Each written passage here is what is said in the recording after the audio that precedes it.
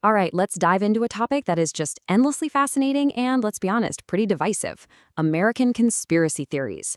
We're going to look at everything from top secret government projects to huge historical events, all the stories that make you take a second look at the official narrative. I mean, just think about that for a second.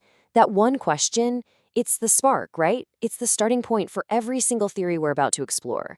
It's an invitation to wonder what else could be going on, no matter how wild it might seem at first.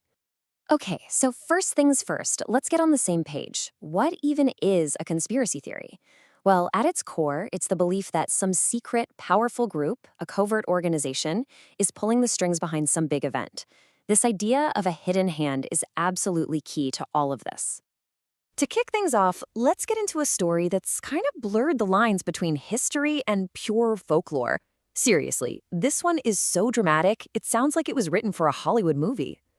So picture this. The year is 1943. We are right in the thick of World War II. And down at the Philadelphia Naval Shipyard, the U.S. Navy is supposedly working on some kind of top secret project, something that could completely change the game in naval warfare.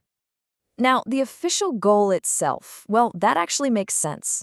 Making a ship invisible to radar, what we'd just call stealth technology today, that was a real military objective. But the story goes that they didn't just stop there. Not even close. And this is where things get absolutely wild. The legend of the Philadelphia experiment says the ship, the USS Eldridge, didn't just vanish from radar. No, it supposedly vanished from sight completely, teleported hundreds of miles away, and then reappeared. And the stories about the crew are horrifying. Men supposedly fused into the very metal of the ship. So, what's the official word? Well, the Navy has been crystal clear on this one. For decades, they've said, nope, never happened. It's a sci-fi story, folks. A great legend, maybe, but that's all it is, according to them. That flat-out denial is the perfect way to pivot, because we've just looked at a story that's been dismissed as pure folklore. But now we're going to flip the script and look at what happens when a so-called wild theory turns out to be shockingly, disturbingly real. And that's the million-dollar question, isn't it? This is what gives all these theories their power. Because sometimes it turns out the government really was doing something secret. Sometimes the unbelievable story is the true one. Which brings us to Project MKUltra. And I want to be very clear about this. This was not a theory. This was not folklore. This was a real, documented, officially confirmed secret program run by the CIA. And just look at the timeline. This wasn't some quick little project. It started in 1953 and ran for 2 decades in total secrecy. Then, in 1973, the director of the CIA ordered all the files destroyed to cover it up. But, and this is a huge but, they didn't get everything. A few years later, in 1975, a congressional committee found the surviving documents and boom, the whole thing was exposed to the world. The stuff they were doing, it's just chilling. They were giving drugs like LSD to American citizens who had no idea they were part of an experiment. They were using hypnosis, psychological abuse, all in a quest for mind control. The most important part to remember is this actually happened. And this, right here, is why so many people are skeptical of official stories. The confirmation of MKUltra was the smoking gun. It proved without a doubt that the government was willing and able to run incredibly disturbing secret operations and then lie about them for years.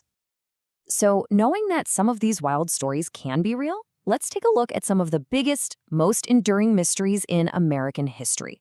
These are the questions that, for decades, have simply refused to go away. Let's start with a big one, the JFK assassination. The official story from the Warren Commission is simple. A lone gunman, Lee Harvey Oswald, did it. But for over 60 years, people have picked that story apart. They point to things like the infamous magic bullet theory, which traces a path for one bullet that just seems impossible. You combine that with all the government files on the assassination that are still kept secret, and it's no surprise that most Americans today believe there was a bigger conspiracy. And then, of course, there's Area 51. Officially, it's just a top-secret Air Force base in the Nevada desert for testing advanced aircraft. And that sounds reasonable enough. But why did the government deny the base even existed until 2013? That level of extreme secrecy just fuels speculation. So is it really just about spy planes, or as the legend goes, are they hiding something not of this world? Now, obviously, a very sensitive and defining moment, the attacks of September 11th. The official 9/11 Commission report gives a comprehensive account placing the blame on al-Qaeda. And yet, deep questions persist for a lot of people. Some theories question if there was government foreknowledge. And then there are technical disputes, with thousands of architects and engineers on record questioning the official explanation for how the towers collapsed, arguing that structural failure from the fires just doesn't add up for them. So why? What is it that drives this? Even when we have official reports and scientific explanations, why do these theories have such a powerful grip on our imagination? Well, this kind of skepticism isn't just about a few huge events. It pops up everywhere. People look up at the sky and wonder if the streaks from jets are actually chemtrails meant to control the weather. They question if a research facility in Alaska called HARP can create earthquakes. Did we really land on the moon? Is the Denver airport hiding something massive underground?